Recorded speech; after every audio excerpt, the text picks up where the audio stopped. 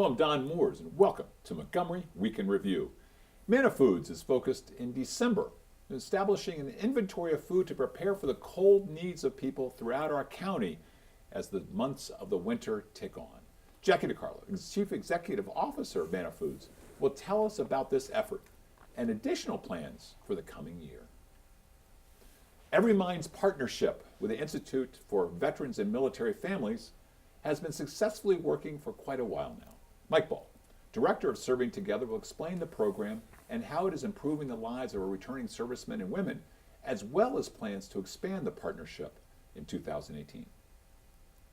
The Committee for Montgomery, one of our illustrious organizations in the county, just had its annual legislative breakfast.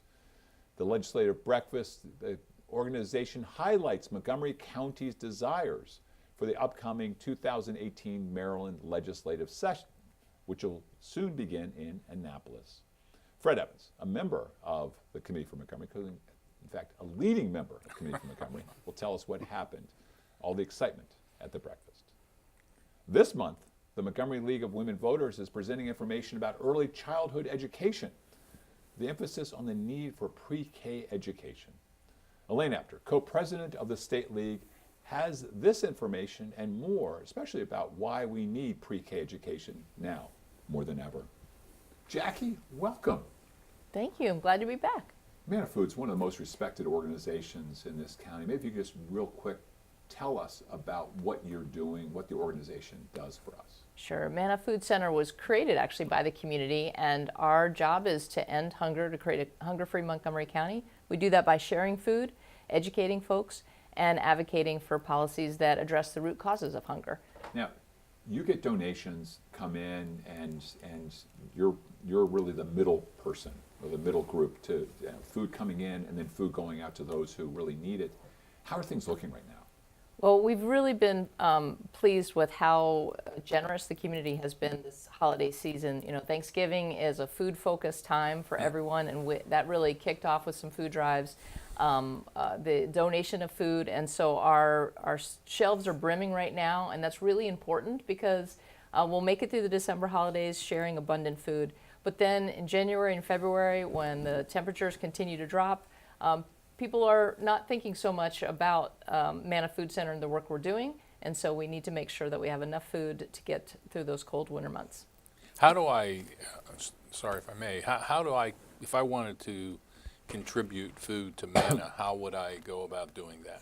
People do it in a lot of different ways, so thank you for thinking of it. You can drop off at our warehouse on Gaither Road. Right. You can participate in community food drives, like we'll have a big one to honor Dr. King's birthday in January. It'll be at almost all of the giant food stores. Right. And then people can also, through their organizations, sometimes like law firms will have, we have a whole food drive toolkit. We'll give you a box branded with all the information listing the healthy foods that we want. You can put it out in your lobby and organize something at the corporate or civic level. So there are a lot of different ways to give.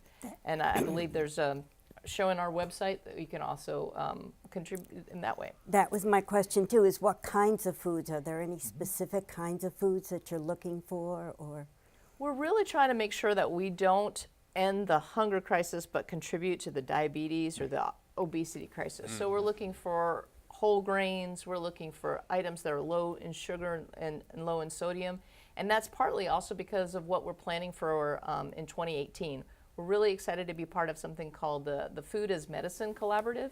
This is run by Primary Care Coalition and has a bunch of other partners, so that when people are getting medical care and they've been diagnosed as having diabetes or prediabetes, other kind of chronic diseases, they're referred to Manna, these low-income folks, so that we can design food orders for them that have these whole grain items, the low sodium, low sugar, the high protein, that sort of thing. I think I assume, and a lot of people probably assume, that when you're donating food to a food bank, it has to be something that's shelf stable, so they automatically assume, oh, it's just canned goods or dry goods. But I mean, how would we go about donating fresh fruits, fresh vegetables, or eggs, things that are fresh, things Yeah, that aren't well, do have a shelf life? It is an important assumption, and we're fortunate that we have refrigeration so we can keep items cool. But a lot of the ways that we get those fresh produce items is through an initiative called Community Food Rescue.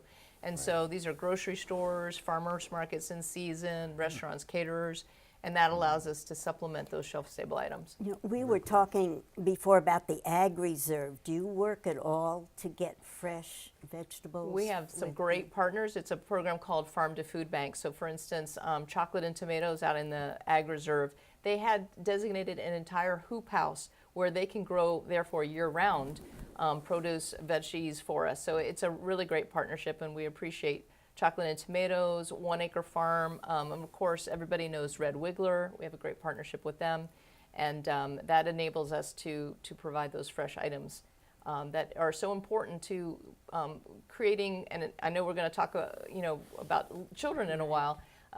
Creating helpful plates that families can share. We do the same thing with our Smart Sex program. Every Friday, 2,600 kids in about 60 schools throughout Montgomery County, they're eating free and reduced meals during the week, and we want to make sure that on the weekends, their whole families can eat healthful. And so we also provide those kinds of food for them. One of the things I notice that really bothers me is, say the cereals, when they go on sale, it's always the sweetened cereals that are a on little less sale. than a minute left. Okay. Yeah.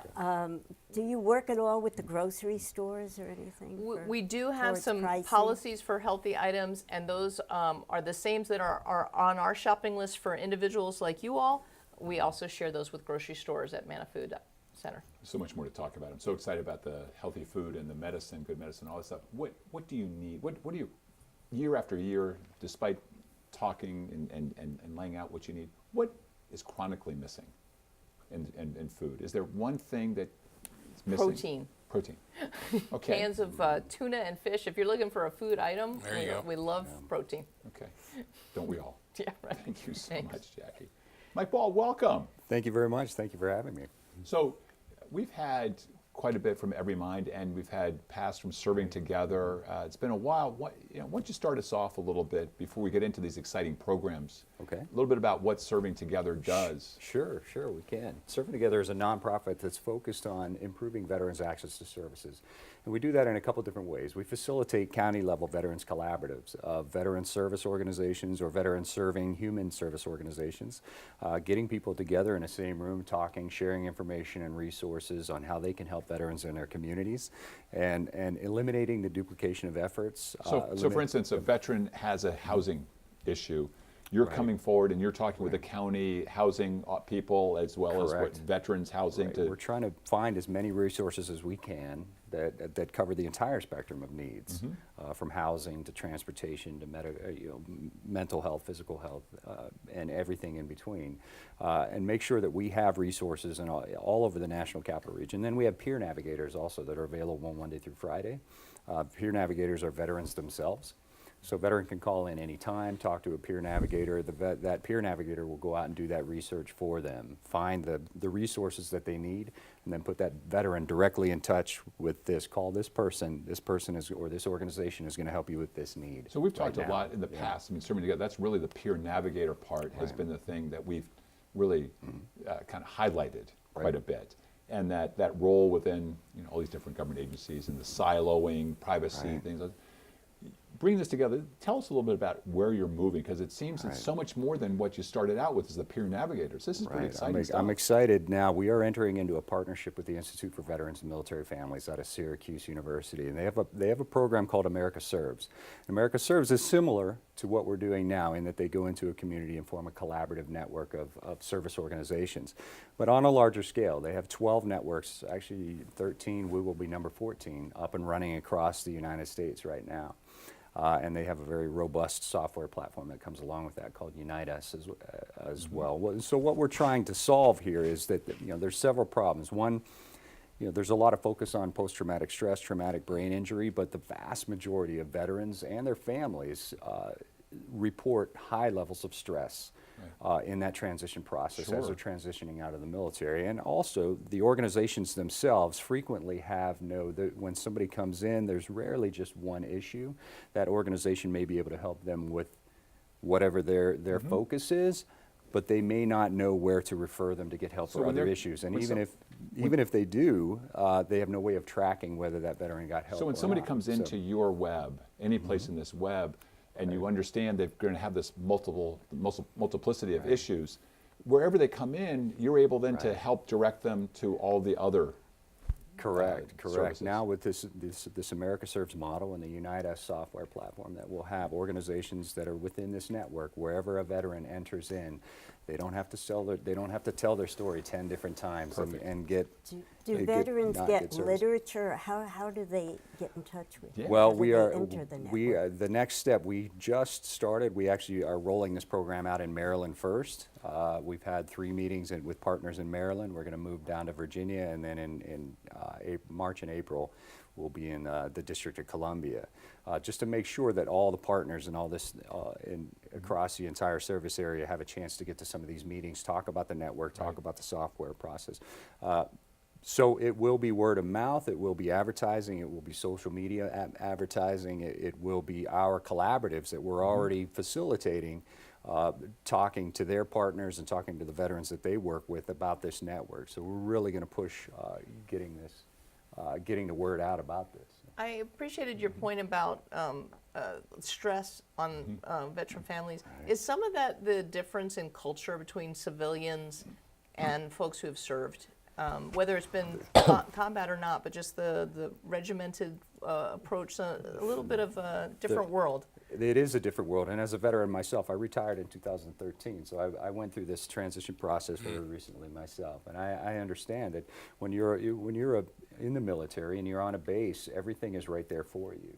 You know where you need to go. Everything that you need, you go to this building for that. You go to this office for that. When they get out, they frequently don't know. And it's surprising to me to see how when people are stationed at one base for 5 years, 10 years, they still are not familiar with the resources that are outside of that base because everything is there for them. Do most of When them they get stay in the place or go Just home? over 30 seconds left. Okay. Yeah, good. Yes. One more time. Most of them stay in a place. Yeah, and when they leave, do they go home or they go where a job is? I or think they go it's- where jobs are. You know, Right. people are really looking for what they can do next after the military. So they're And going to strange areas a lot of times that It they could don't be know. that they're not familiar with that area. It could be, like I said, they've been on this base and everything was done here on this base, so they're not familiar with the resources and the jobs that are out there. Or in many cases, the job that you do in the military doesn't necessarily translate into something in the civilian career field. So we need to find ways to get the actual certifications and the training that the veterans need to be able to be employable. And it's a big difference also going from serving one's country with purpose and what do you do next. That's a tough transition. Thank you. Thank and you. Look forward to having you back. We'll be right back after these messages.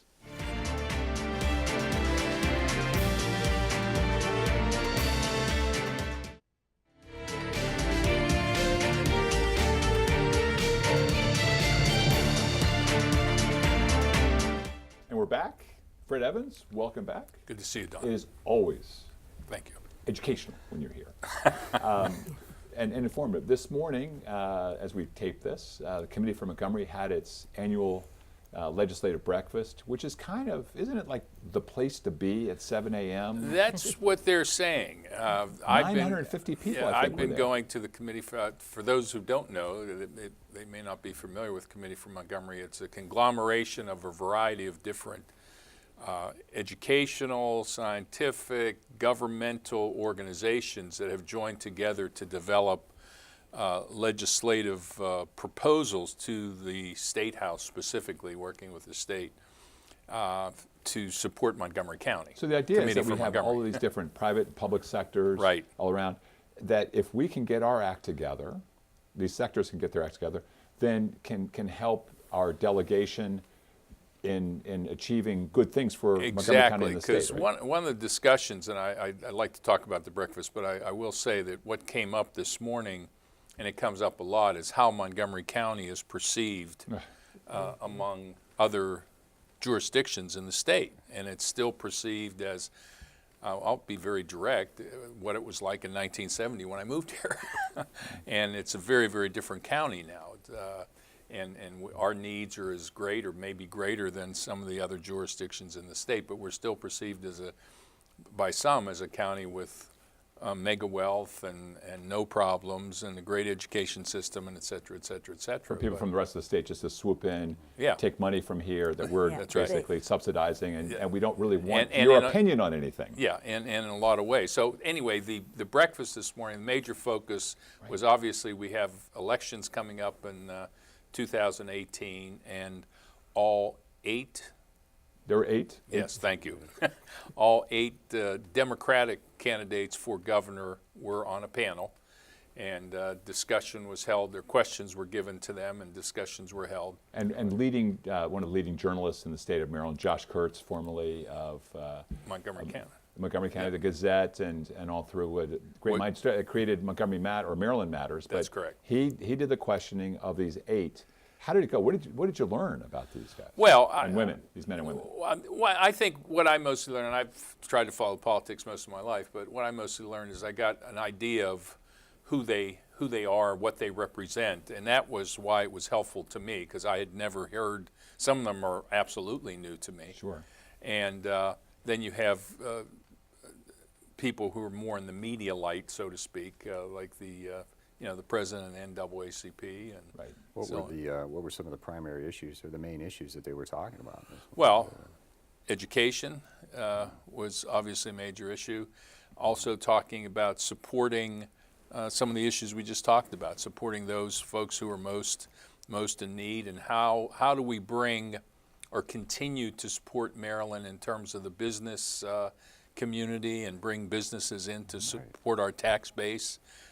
Dawn, you were there. What Transportation. I was Oh, gonna say, thank transportation you. was Economic a big issue. development. transportation. Yes. Sorry, how could I forget that?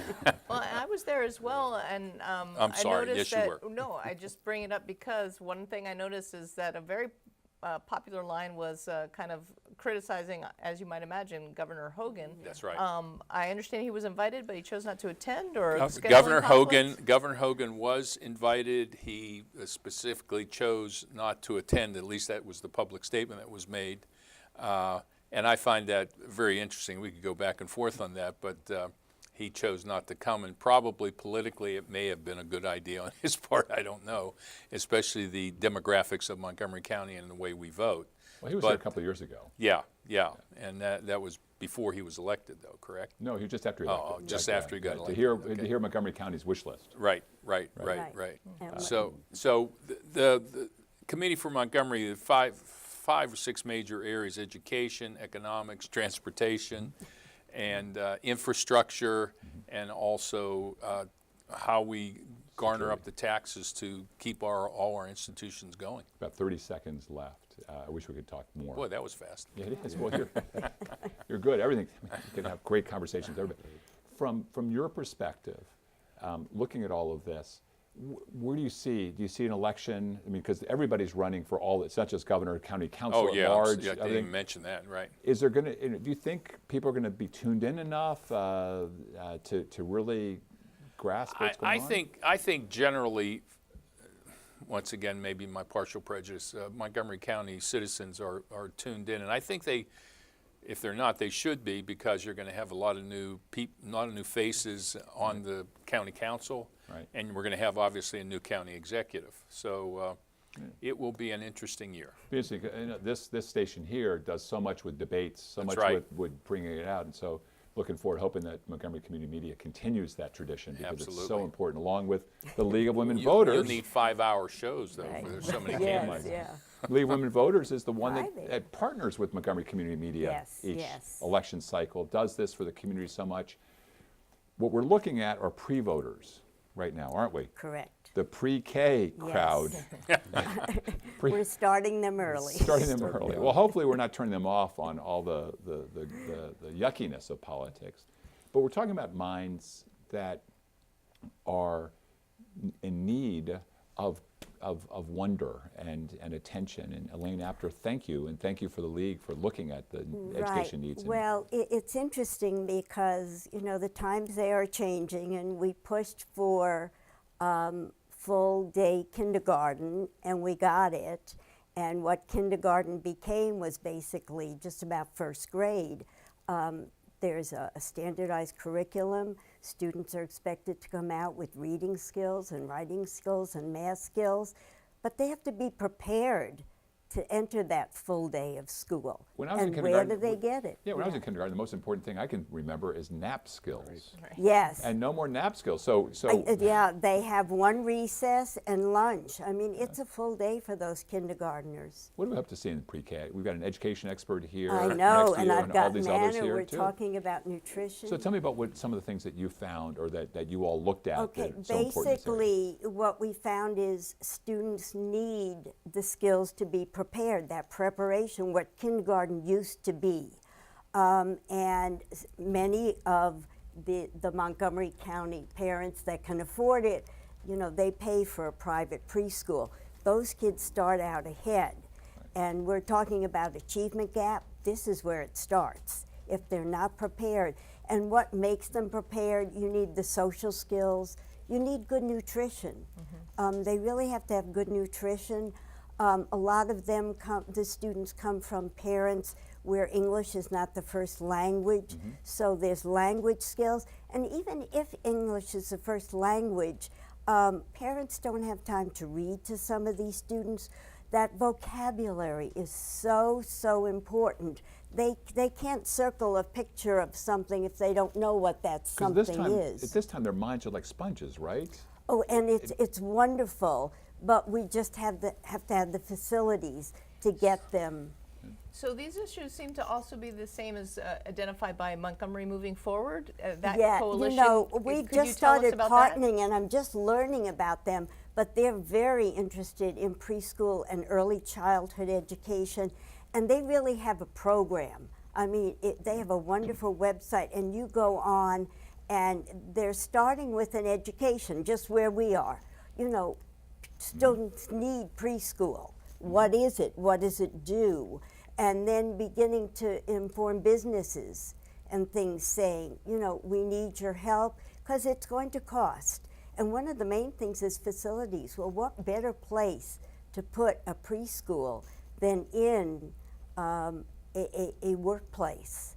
The government knows this. So it's Right, educating, some of these businesses and people that pre-K is so important. We do have Head Start, which is basically federally funded, and Montgomery County has a public preschool program, but there is an income level. So. Have you seen any information, this is something I'm curious about, on the economic impact of offering pre-K education? Does not allow more people to enter the workforce then? Oh. If the children are, if there's a facility and where they can go get pre-K education for their children, then more people entering the workforce, I would imagine point. that would have a large economic impact Yes, also yes, for them. because they'd have it, and then they don't have to pay for childcare, transportation. I mean, it's right there. And also not having to make that choice. I need to stay home with my child. I really Or- want to go to the workforce, but there's no place for a pre-K. There are lots of ways to do this too. Just one small item, it doesn't solve the problem, but we had, when I was principal at Gaithersburg High School, we had the child development program where we had a pre-K program where parents could bring their kids in for half-day sessions and our students, led by a certified teacher, would be the pre-K program. It was, Yeah. it was 40 absolutely seconds left. wonderful. And so the key is the importance right now of pre-K and to get as many students in a good pre-K program. We've got a lot of as models. We've got possible. that model. We've got the model talked about Yes. here. We've got military. We've got and then in the parochial schools, all we works have together. the pre-K through 8th grade, and the 8th and 7th graders help with these kids and Right. brings Right. those kids to be less weird, the 7th and 8th graders, because we know that's a weird time. Yeah. Because they're also What, helping 7th and 8th graders? 7th, 8th, yeah, they are weird. They are weird, having had 7th and 8th That's grade. stereotypic. Yeah. It is Yes. right. Adolescence and puberty are weird times. You all want to thank you. This is great. Thank you, Elaine. Thank you, A pleasure. Fred, Mike, Jackie. This has been a Thanks for great having show. I us. want to thank all of you in the viewing audience as well for joining us for this week's edition of Montgomery Weekend Review. I'm Don Mooers, inviting you to join us next week at this very same time.